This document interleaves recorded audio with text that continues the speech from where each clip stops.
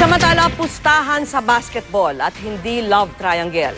Yan po ang pinaniniwalaang dahilan ng pamamaril sa Letran Knights point guard na si Franz Daisam ng pamilya ng live-in partner nito na nasawi sa krimen.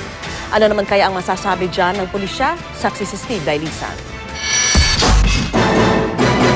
3 araw matapos makaligtas sa pananambang nakakangiti na si Letran Knights basketball player Franz Daisam gaya ng makikita sa litratong ito. Nagpasalamat din siya sa mga nagdasal at mga sumuporta tulad ng mga kaskwela. Ayon sa kanyang kapatid, gusto nang gumaling ng varsity player para madalaw ang live-in partner na si Joan Sordan na napatay sa pananamba.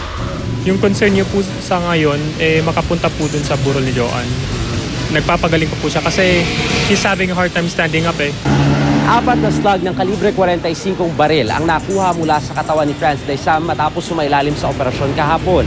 Agad daw itong isa sa ilalim sa ballistics examination.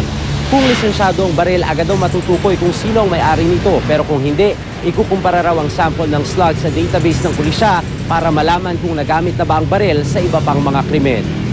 Umaasa ang pulisya na mabibigyan linaw niya ng krimen na sa ngayon nakatuon pa rin sa anggulong love triangle at posibleng pagkakasangkot ng isang dating pulis na nakarelasyon ni Sordan na minsang nagbanta kay Daisam. Nag-request na tayo ng mga pangalan at saka may kasamang litrato.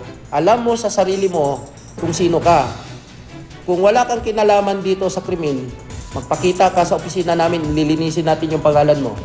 Pero hindi kumbinsido ang pamilya ni Sordan dahil matagal na raw walang ugnayan si Joan at ang dating pulis. Ang love triangle, may pulis na nanligaw pero may asawa naman. May sakit na ngayon, may dinadialysis.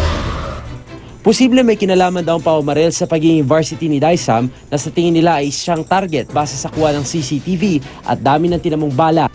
Hindi tulad ni Joan na isa lang bagamat napuruhan.